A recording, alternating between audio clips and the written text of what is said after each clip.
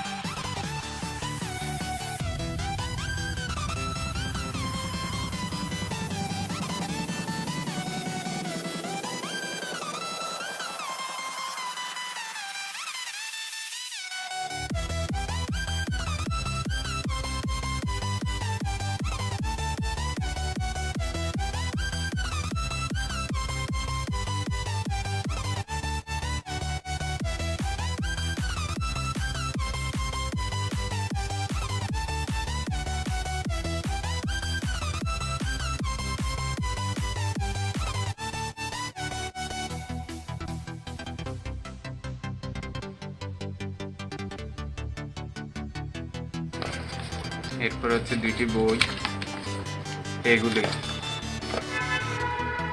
কি গাইস, এটি এভাবে দেওয়ার পরে